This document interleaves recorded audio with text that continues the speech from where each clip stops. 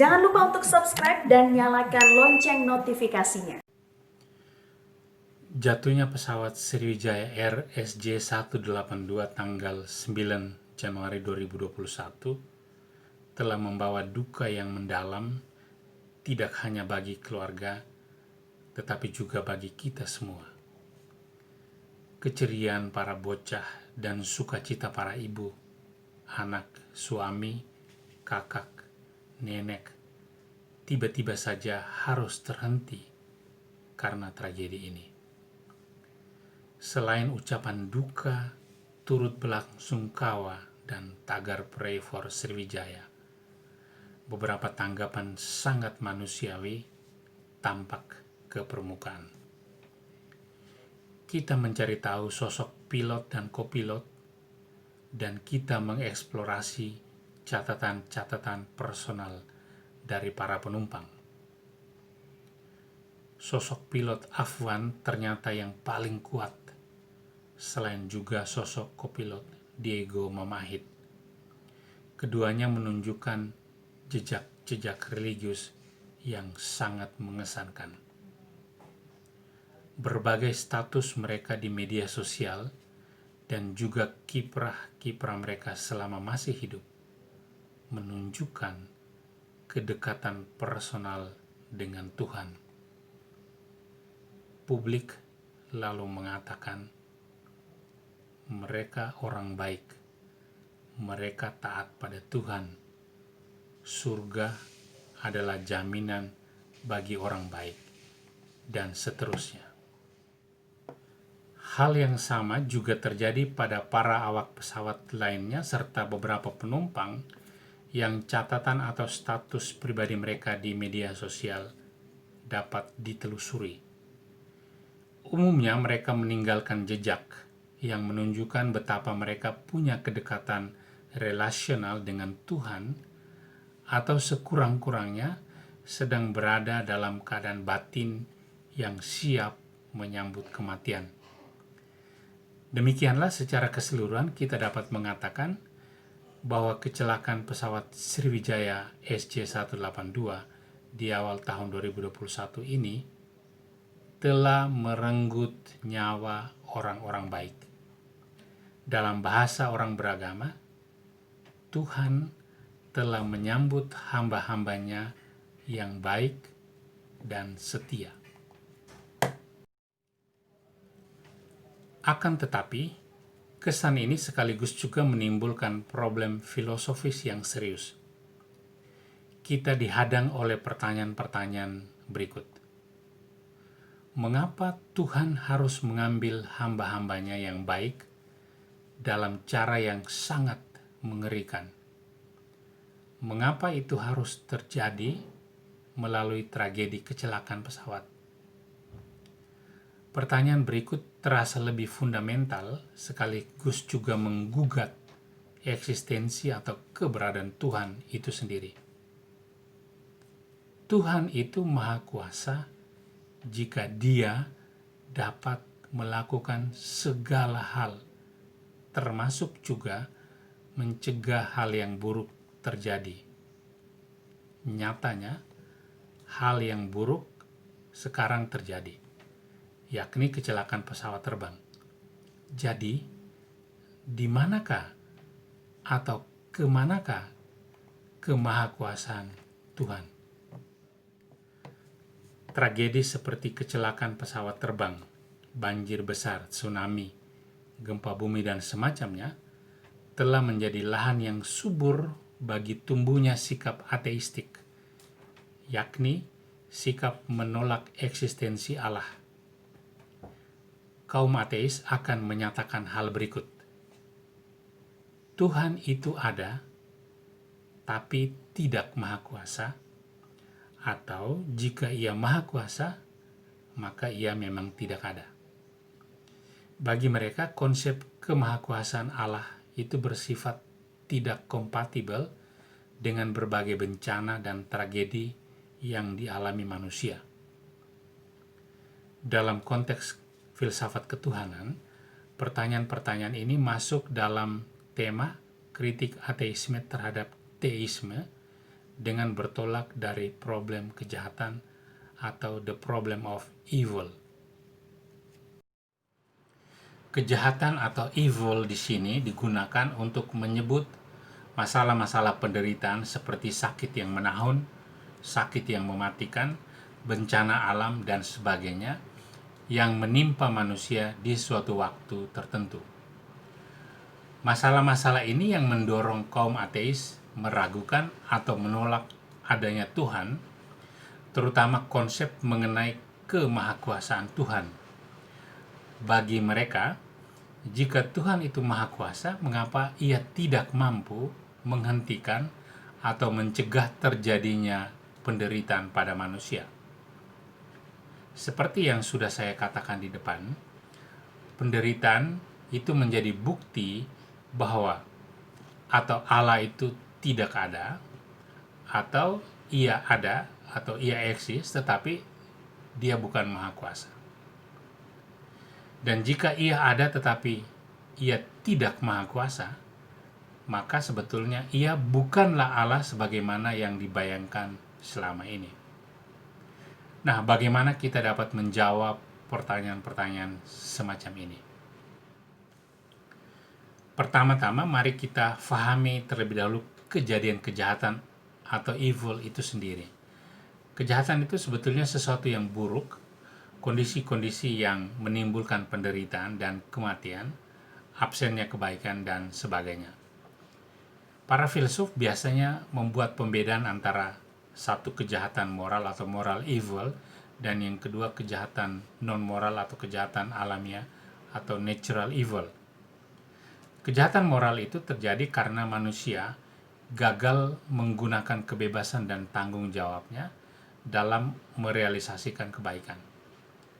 Manusia memiliki pengetahuan akan yang baik dan yang buruk, tetapi kemudian juga memiliki kehendak dan kebebasan untuk memilih yang baik. Meskipun demikian, manusia juga dapat memilih yang buruk.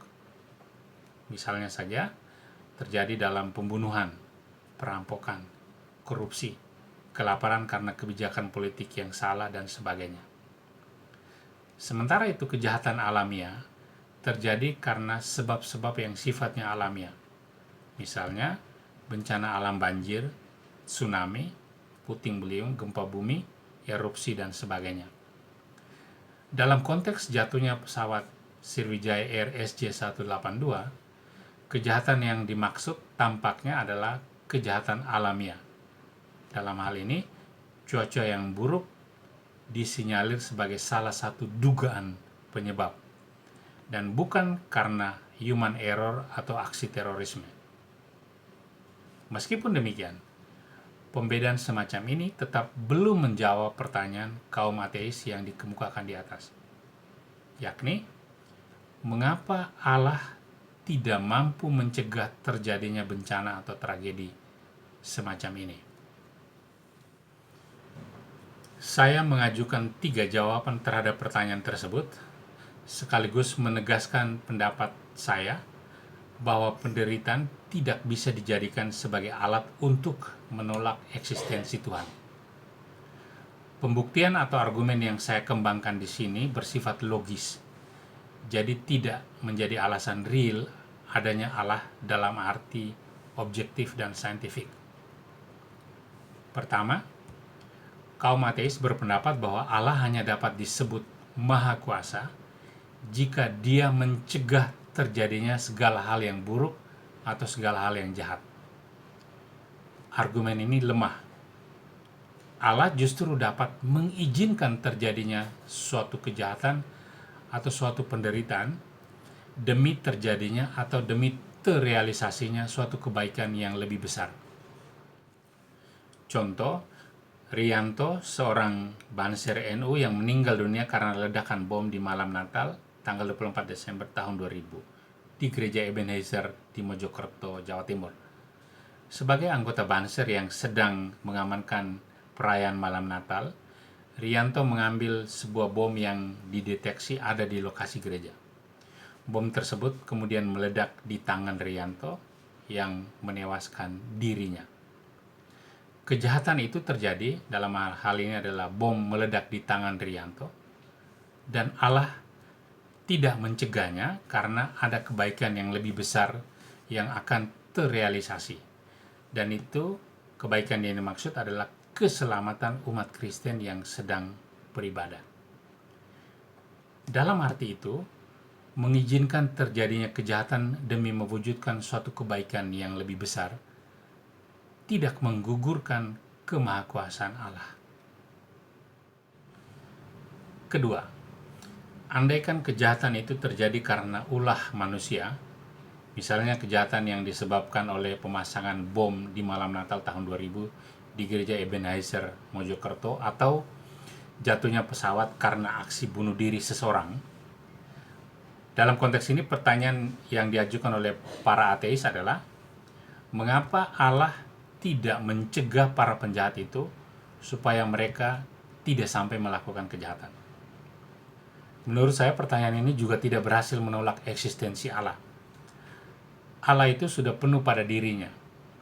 Dia menciptakan manusia bukan pertama-tama agar manusia memuji Dia.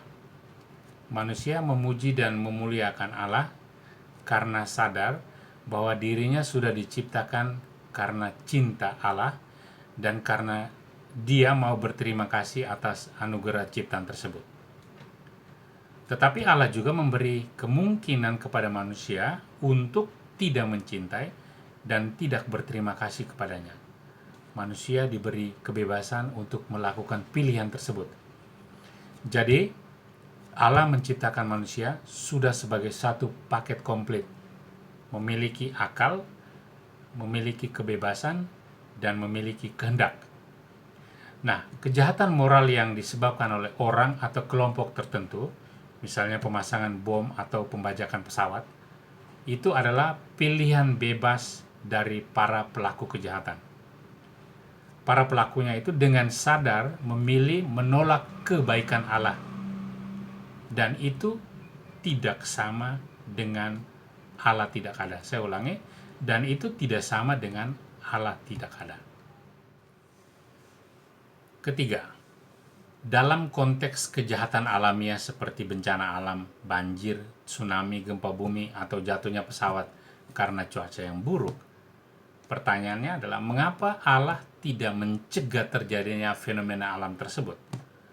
Mengapa Allah sepertinya membiarkan terjadinya bencana alam tersebut? Menurut saya, pertanyaan ini juga tidak berhasil membuktikan tidak adanya Allah.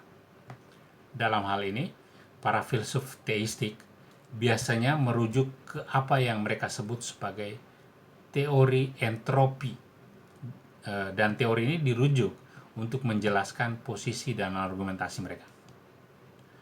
Allah menciptakan alam semesta itu baik dan sempurna adanya. Alam semesta beroperasi berdasarkan hakikat dan hukum alam yang sudah ditetapkan oleh Allah. Alam semesta senantiasa membarui dirinya demi mengembalikan energi-energinya dan demi mencapai keseimbangan baru. Dalam arti itu, gempa bumi, awan tebal yang menyebabkan hujan badai, dan seterusnya, itu semua adalah bagian dari cara kerja alam dalam mencapai suatu keseimbangan. Nah, ketika sedang terjadi proses keseimbangan alam tersebut dan terjadi tsunami atau gempa bumi, dan manusia kebetulan sedang berada di titik itu, lalu menjadi dalam tanda petik korbannya, hal ini pertama-tama bukan karena kejahatan yang sengaja dilakukan oleh Allah melalui alam. Itulah sebabnya mengapa manusia dianugerahi akal budi untuk mempelajari gejala-gejala alam, supaya bisa memberi peringatan-peringatan dini kepada sesamanya, tentu saja melalui teknologi yang super canggih, agar manusia bisa menghindari alam yang sedang mengalami proses keseimbangan alamiahnya tersebut. Inilah pendekatan entropi yang saya maksudkan di atas dalam menjelaskan eksistensi Allah. Berdasarkan penjelasan singkat ini dan dalam konteks tragedi jatuhnya pesawat Sriwijaya Air SJ182, apa yang bisa kita ambil sebagai pelajaran? Saya mengusulkan 4 hal berikut. Pertama, Allah tetap Maha Kuasa. Dialah yang menciptakan alam semesta ini dan terus akan menjaganya. Allah lah yang menjamin keberlangsungan hidup alam. Bencana alam dan berbagai tragedi alamiah lainnya adalah bagian dari logika alam dalam menyempurnakan dirinya. Yang kedua, manusia diberi akal budi untuk memahami alam dan untuk memperkirakan kapan terjadinya proses keseimbangan alam yang kita sebut bencana alam tadi. Dan ketika manusia mampu melakukannya, dia akan menyelamatkan kita dari berbagai bencana alam, meskipun ini semua bukan suatu kepastian juga.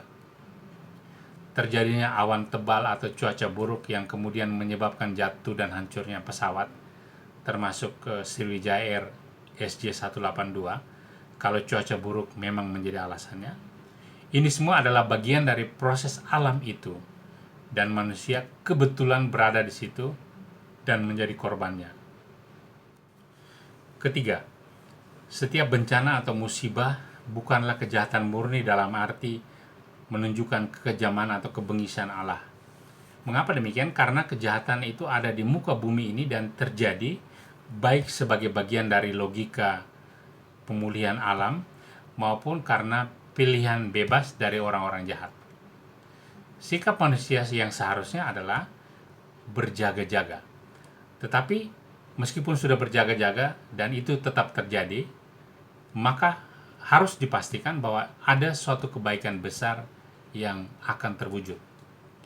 Dalam konteks jatuhnya pesawat SJ182 misalnya, tragedi ini mungkin saja menjadi medium bagi terwujudnya suatu kebaikan yang lebih besar. Misalnya, pesawat-pesawat yang tidak terbang selama masa pandemi itu diminta untuk dipelihara secara baik, dirawat secara saksama. Para pilot dan kru pesawat diminta untuk mengikuti pendidikan dan pelatihan secara berkala dan secara baik. Atau bahkan untuk menyelamatkan ribuan penumpang yang lain yang mungkin akan terbang pada hari yang sama, yang melewati atau mengikuti rute atau jalur yang juga dilalui oleh SJ182 dan seterusnya. Keempat, jika kemudian ada yang mengatakan bahwa saudara-saudara kita yang meninggal dunia karena kecelakaan Sriwijaya Air SJ182 itu sudah menjadi takdir dari Allah, bagaimana kita seharusnya memahami hal ini? Menurut saya, takdir di sini tidak dipahami dalam arti kesewenang-wenangan Allah dalam menghukum manusia melalui suatu kejahatan. Juga bukan tindakan Allah yang ingin menjemput para hambanya yang baik melalui sebuah tragedi. Takdir di sini harus dimaknakan sebagai sikap bahwa manusia itu sudah berjaga-jaga, manusia itu sudah memprediksi keadaan alam, manusia itu sudah berusaha menghindari diri dari orang-orang yang jahat, tetapi manusia memiliki keterbatasan untuk memastikan semuanya itu. Dalam konteks inilah kita mengerti mengapa manusia selalu mau berdoa ketika hendak melakukan suatu perjalanan, ketika hendak keluar rumah, ketika hendak melibatkan diri dalam suatu aktivitas, dan seterusnya. Demikianlah rekan-rekan, Allah ada, Allah eksis. Dia senantiasa menyertai kita manusia. Terima kasih sudah menonton video ini. Nantikan video-video saya selanjutnya.